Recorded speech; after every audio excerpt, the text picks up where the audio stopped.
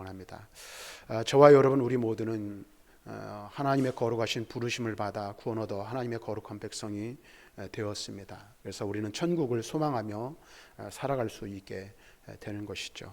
그래서 우리가 이 땅에서의 삶이 어떠하든지 간에 우리의 구원이 보장되어 있고 또 우리는 이곳에서의 삶이 전부가 아니기에 우리는 영원한 천국을 소망하며 살아갑니다. 그래서 저와 여러분들은 이 땅에서 삶과 이 땅에서 형편이 어떠하든지 간에 즐거워할 수 있고 기뻐할 수 있는 이유가 바로 거기에 있는 줄 압니다. 어제는 제가 장례식을 좀 한 군데 다녀왔는데요. 함께 동역하고 제가 존경하던 선배 목사님께서 목회 중에 하나님의 부르심을 받았습니다. 이제 내년 4월이면 은퇴를 하시는 분인데 은퇴를 하시기 전에 현직에서 돌아가셨습니다.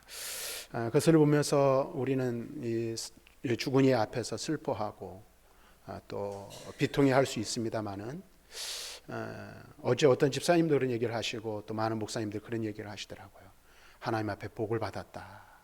현직에 있을 때 하나님이 부르셨으니 얼마나 복된 죽음인가 하는 이야기를 들을 수 있었습니다.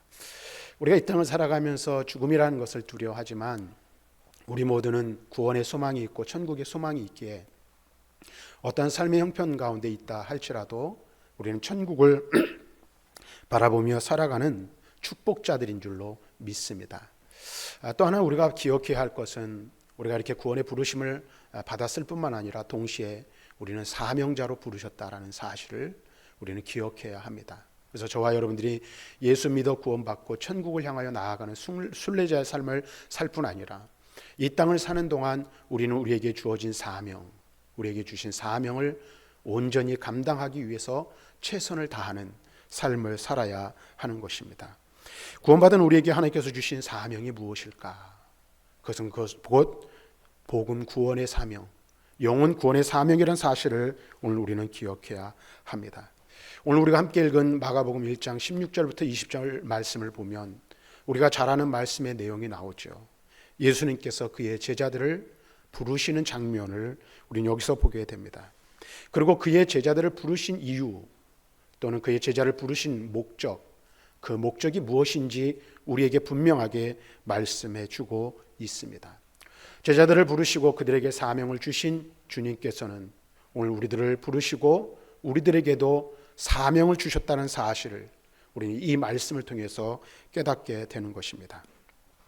먼저 오늘 우리가 말씀을 살펴보면 우리가 이 말씀을 통해서 알 수 있는 것은 예수님의 부르심을 받은 베드로, 안드레, 야고보 그리고 요한은 그 직업이 본래 어부였다는 사실을 알 수가 있습니다.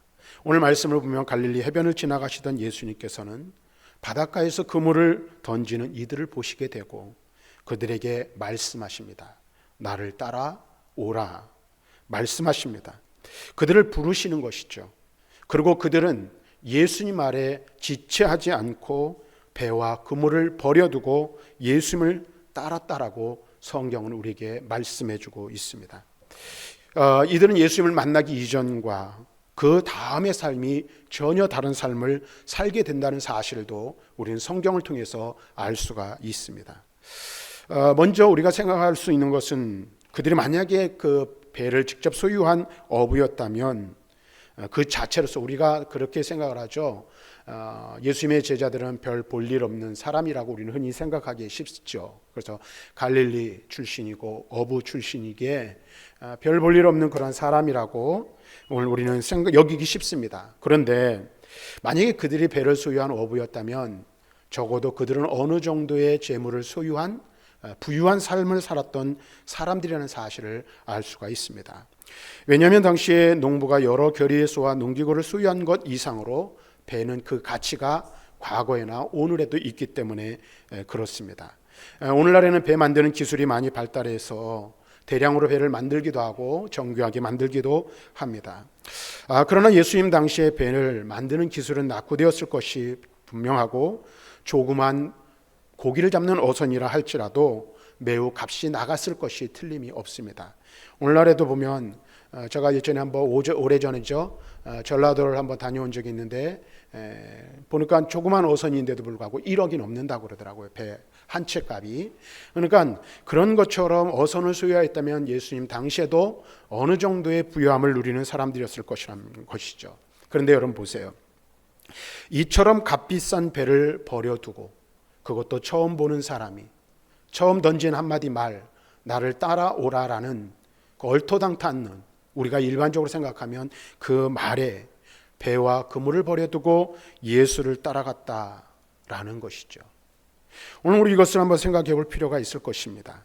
그들이 예수님을 따라갈 것을 결심한 데는 가장 우선적으로 앞으로의 생계에 대한 문제, 그리고 또 남겨진 가족들에 대한 문제가 걸려 있었을 것이 틀림이 없습니다. 그러나 그럼에도 불구하고 그들이 인간적인 문제나 갈등을 모두 놔두고 예수를 따랐다는 사실은, 아마도 우리가 생각할 수 있는 것은 그들은 이미 하나님의 복을 받을 그릇이 준비된 사람들이었음을 우리는 알 수가 있는 것입니다. 자, 그렇다면 그들이 고기를 잡는 어부에서 사람을 낚는 어부가 되기 위해서는 예수님의 부르시는 부름에 따랐을 뿐만 아니라 어떠한 과정을 겪어야 되는지, 오늘 말씀을 통해서 그 내용을 살펴보고, 또 사명자로 부르심을 받은 우리가 그의 제자들의 부르심을 통해서 무엇을 교훈받아야 하는지 그것을 함께 생각해 보기를 원합니다. 먼저 우리 모두는 예수를 따라야 할 사람들이라는 사실입니다. 예수님은 고기를 잡는 제자들에게 말씀하십니다. 나를 따라오라고 명령하셨습니다. 이 명령은 굉장히 간단하죠. 단순한 말인 것 같습니다. 그러나 거기에는 크게 두 가지 의미가 함축되어져 있다는 사실을 우리는 알 필요가 있습니다.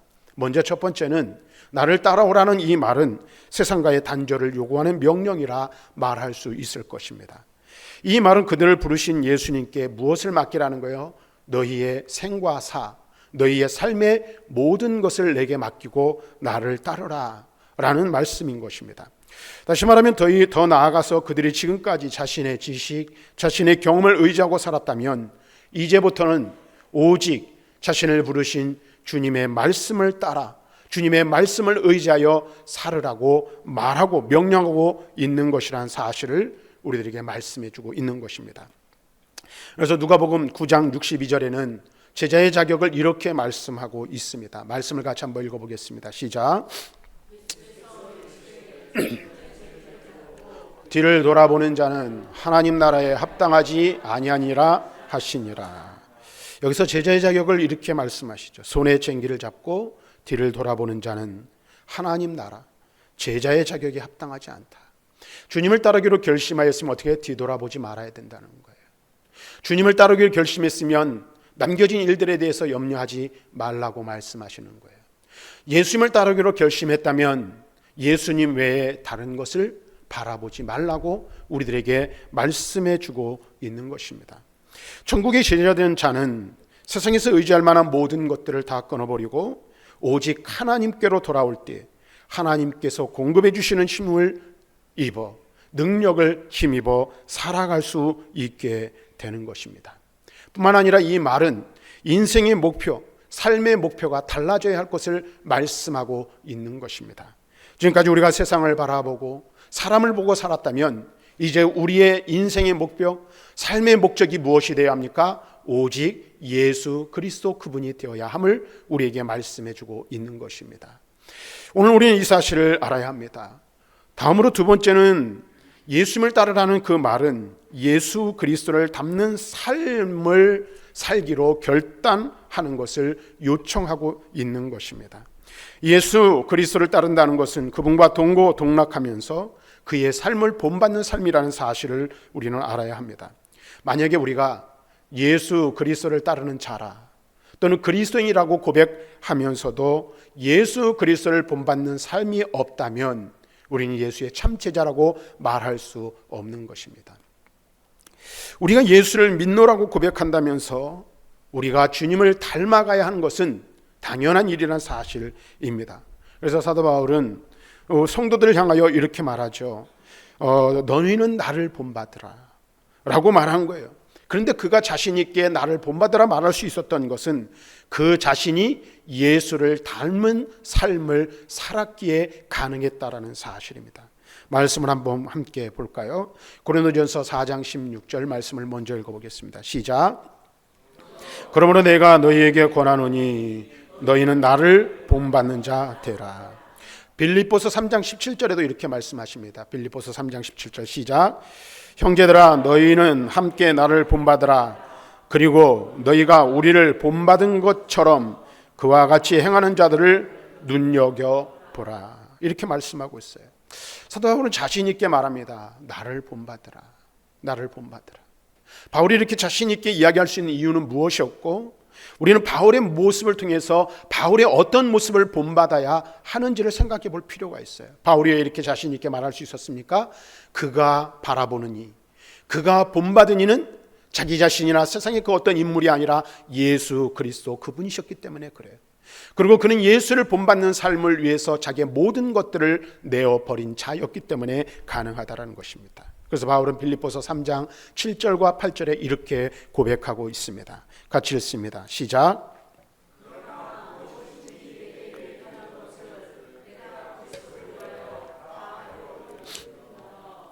또한 모든 것을 해로 여김은 내 주 그리스도 예수를 아는 지식이 가장 고상하기 때문이라.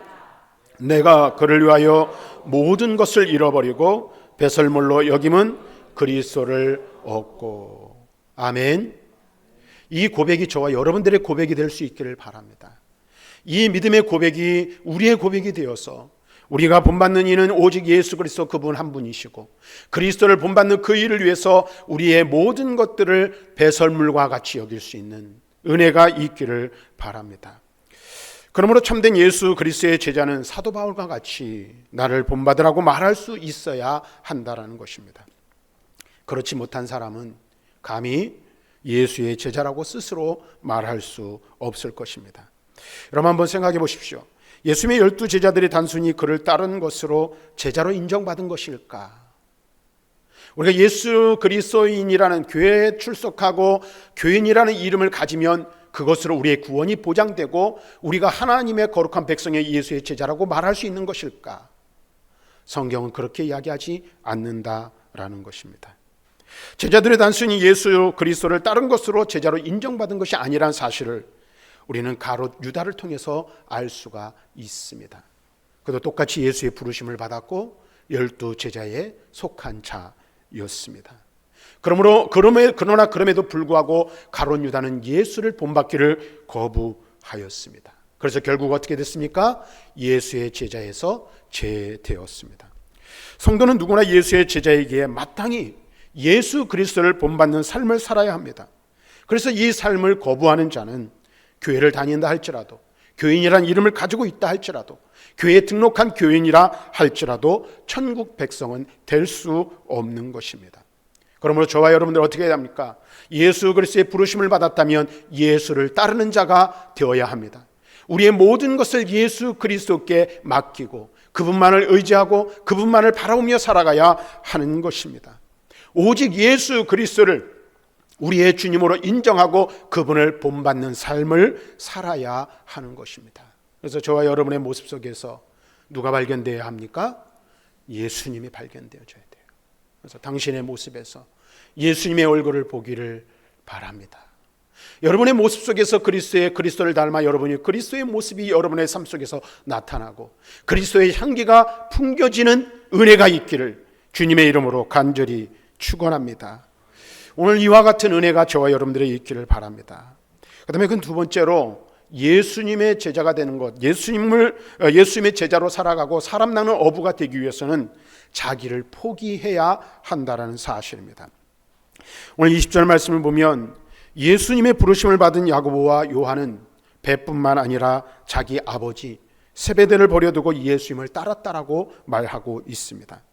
이와 달리 우리는 성경에서 또 다른 한 사람을 발견하게 되는데 영생을 얻는 방법을 얻고자 예수를 찾아온 부자 청년이 있었으나 그는 예수를 따르지 못했어요. 그래서 19장 21절 말씀 보면 이렇게 말씀하고 있습니다. 마태복음 19장입니다. 한번 말씀을 같이 읽어보겠습니다. 시작. 소를 팔아 가난한 자들에게 주라. 그리하면 하늘에서 보화가 내게 있으리라. 그리고 와서 나를 따르라. 부자 청년이 영생 얻기를 사모하여서 예수님께 왔어요. 그리고 그 답을 예수님께 구했어요. 예수님께서 답을 주셨어요. 너에게 있는 모든 소유를 팔아라. 그리고 그것을 가난한 자들에게 나누어 주어라. 그리고 그 다음에 와서 나를 따르라. 우리가 잘 아는 대로 이 청년은 무엇이 많아서요? 재물이 많아서 근심하며 돌아갔음을 우리는 알게 됩니다. 이 청년은 예수께서 제시하신 영생의 길에 대한 믿음이 없었기 때문에 자기가 가진 물질, 자기가 소유한 것을 포기할 수 없었습니다. 또한 예수 그리스도의 말씀을 이해하지도 못했기에 근심하며 돌아갈 수밖에 없었다라는 사실입니다. 예수님께서는 또 다른 이야기를 우리에게 들려주십니다. 우리가 잘 아는 대로 야곱의 우물가가 있는 수가성에 살고 있던 한 여인이 있었습니다. 이 여인은 모든 사람들에게 외면당하는 삶을 살 수밖에 없었어요. 그런데 예수님께서 이 여인이 생수의 근원이신 예수님을 만나고 그에게 영생하도록 솟아나는 생수를 요구할 때에 이 여인에게 말씀하십니다. 내 남편을 데려오라. 내 남편을 불러오라. 이 말씀은 무엇을 말합니까? 그 여인에게 영생을 얻는데 장애물이 되는 것을 제거하셨듯이 이 여인의 가장 큰 장애물이 뭐예요? 남편이 5명 있었는데 그 남편들이 장애물이었던 거예요. 그것을 제거하셨듯이 이 청년에게도 그것을 장애물을 제거하기 위해서 부르셨을 것입니다. 그런데 우리가 아는 대로 이 청년은 이 장애물을 제거하기를 원치 않음으로써 영생 얻는 일에 실패할 수밖에 없었습니다. 성경 우리에게 말합니다. 주님을 온전히 따르고 하나님의 부르심을 온전히 받아 사명자가 되기 위해서는 이 세상의 것들을 포기할 수 있어야 한다라는 사실입니다. 엘리사는 엘리야의 부르심을 받은 즉시 자신이 밭을 갈던 소 중에 한 겨리소, 2마리 소를 말하죠. 그것을 잡아 소의 기구를 불살라 그 고기를 삶아 백성들에게 나누어 주어 먹게 하였습니다. 그리고 그 다음 그는 엘리야를 쫓으며 수종 들었다라고 열왕기상은 기록하고 있습니다. 이러한 엘리사의 자세는 철저히 자기를 포기하고 헌신하는 것을 의미하는 거예요. 예수님은 12제자에게 권능을 주시어 파송하시면서 우리에게 다음과 같이 말씀하고 있는 것을 보게 됩니다. 마태복음 10장 37절부터 39절 말씀을 한번 같이 읽어보겠습니다. 시작. 아버지나 어머니를 나보다 더 사랑하는 자는 내게 합당하지 아니하고 아들이나 딸을 나보다 더 사랑하는 자도 내게 합당하지 아니하며 또 자기 십자가를 지고 나를 따르지 않는 자도 내게 합당하지 아니하니라. 자기 목숨을 얻는 자는 잃을 것이요 나를 위하여 자기 목숨을 잃는 자는 얻으리라. 아멘. 이 말씀도 예수님의 제자가 되기 위해서는 우리에게 무엇이 필요하다고 말하고 있어요? 철저한 자기 부정, 자기 헌신이 필요하다는 사실을 우리에게 말씀해주고 있는 것을 볼 수가 있습니다. 주님을 따르기 위해서는 우리의 모든 것들을 포기할 수 있어야 하는 것입니다. 사도 바울은 자기에게 유익했던 것을 그리스도를 위해 해로 여기고 모든 것을 잃어버렸을 뿐만 아니라 앞에서 살펴본 대로 그 모든 것들, 자기가 가지고 있는 그 환경적인 지위, 그 다음에 자기가 가지고 있는 모든 것들을 무엇과 같이 여겼어요? 배설물로 여겼던 것입니다. 예수님의 제자들은 복음 전도를 위해 자기의 생명조차 포기하는 희생을 감수해야만 하는 것입니다. 이처럼 철저히 자기를 희생하는 자가 사람을 낚는 어부가 될 수 있다라는 거예요. 여러분, 전도의 현장에 나가보면 우리는 이 사실을 경험할 수가 있어요. 지난번에도 잠시 언급했지만 전도 현장에 나가보다 보면요, 별의별 일을 다 경험하게 됩니다.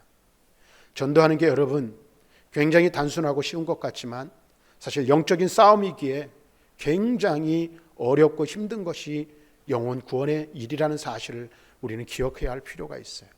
그래서 많은 사람들이 노방전도를 할 때 단순히 전도지를 나눠주는 것, 그것조차도 사실은 어떻습니까? 부끄러워서 감당하지 못하는 경우들이 많이 있죠. 세상 말로 하면 아이들 말로 하면 쪽팔려서 하지 못하는 경우가 많이 있어요. 아는 사람 만날까 봐. 근데요, 진짜로 영혼을 구원하고 한 생명을 구원하기 위해서는요, 별의별 일을 다 겪어요. 망치를 들고 쫓아오는 일들도 있고요. 온갖 욕설을 퍼붓는데 그 욕설을 다 감당해야 하는 일들도 있고요. 그 다음에 이 아파트 같은 경우는 전도하기 위해서 초인종을 눌러 손을 내밀면 문에 손이 껴 발이 부러지는 일들도 경험하게 되는 것들을 우리는 전도자들을 통해서 경험할 수 있어요.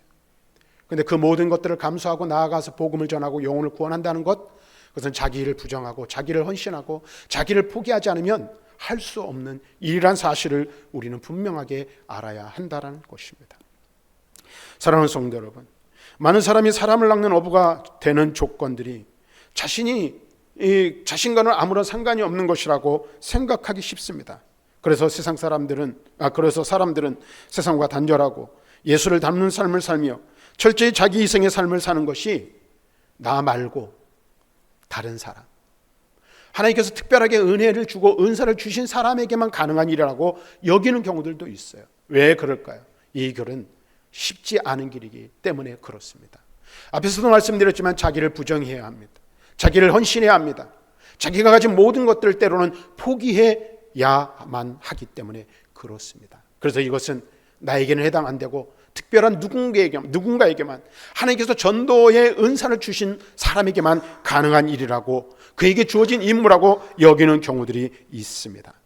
그런데 여러분, 성경은 우리에게 뭐라고 말하고 있습니까? 사람을 낚는 어부의 삶이 예수님의 제자들이나 소수의 특정한 사람에게 국한된 것으로 가르치고 있지 않다라는 것입니다. 예수 그리스도의 구원의 부르심을 받은 모든 자들은 구원의 부르심을 받음과 동시에 전도의 사명, 영혼 구원의 사명, 복음 전도의 사명을 동시에 받았다는 사실입니다. 그러므로 우리는 어떻게 합니까? 우리가 예수 믿어 구원 얻은 하나님의 거룩한 백성이라면 두렵고 떨리는 마음으로 온전히 이 구원을 이루어가며, 그리고 사람을 낚는 어부의 사명을 온전히 감당해야 할 줄로 믿습니다. 그래서 바울은 빌립보서 2장 12절에 이렇게 말합니다. 같이 한번 읽어보겠습니다.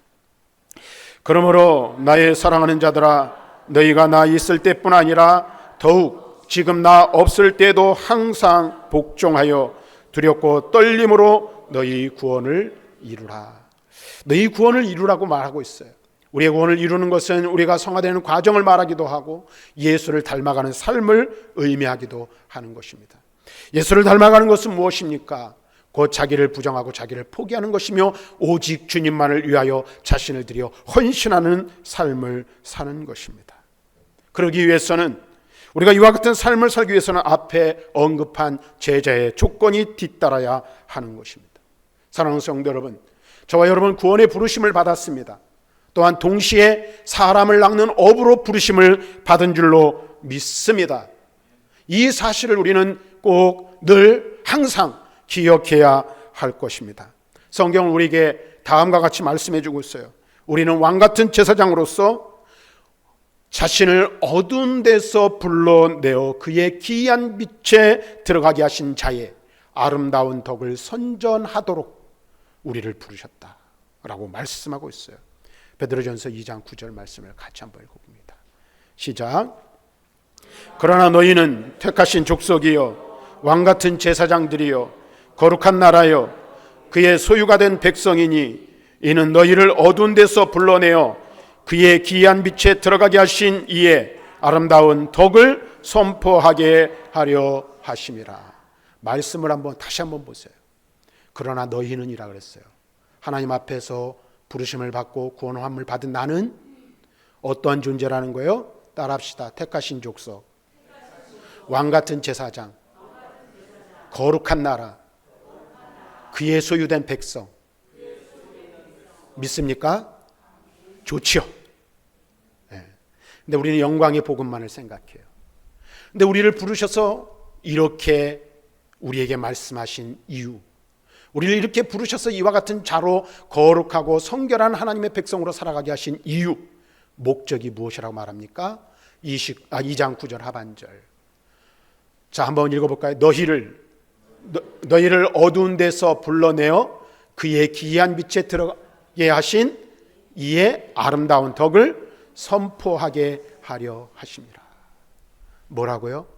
우리를 어두운 데서 불러내신 이유, 우리를 왕같은 제사장, 그의 소유된 백성, 그의 거룩한 나라로 삼으신 이유, 목적이 무엇이라고 말하고 있습니까? 우리를 부르신 이의 아름다운 덕을 선포, 증거, 전하도록 하기 위해서 우리를 부르셨다라고 말씀하고 있어요. 우리를 하나님의 나라의 백성으로 부르신 이유와 목적이 무엇인지를 분명하게 말씀하고 있어요. 예수님께서는 그의 제자들을 부르셨습니다. 나를 따라오라. 내가 너희로 사람을 낚는 어부가 되게 하리라. 분명하게 말씀하셨어요. 우리 주님께서 우리를 부르신 이유와 목적이 무엇입니까? 우리 영광의 자리로 우리를 이끄시고 우리를 하나님 나라의 거룩한 백성으로 삼으시고 또 하나님 나라에서 영원하도록 살기 위해서 우리를 부르시기도 하셨지만 이 땅을 사는 동안 우리에게 사명을 주셔서 우리를 부르신 그 부름처럼 아직도 예수를 알지 못하고 구원을 알지 못하며 천국의 복음을 알지 못하는 자들에게 이 놀라운 복음의 복된 소식을 전하라고 저와 여러분을 부르신 줄로 믿습니다. 오늘 우리는 늘 이 사실을 기억하고 이 사명을 감당하기를 힘써야 할 줄로 믿습니다. 사람을 낚는 어부, 우리를 부르신 자의 아름다운 덕을 선포하는 사명, 이것이 저와 여러분을 주님께서 부르신 부르심의 목적이라는 사실을 기억하고 이 목적에 합당한 삶을 살아가며 하나님의 거룩하신 영광을 드러내고 또 하나님이 주시는 이 복음 증거자에게 주시는 은혜와 능력을 누리며 살아가는 저와 여러분들이 다 되시기를 주님의 이름으로 축원합니다.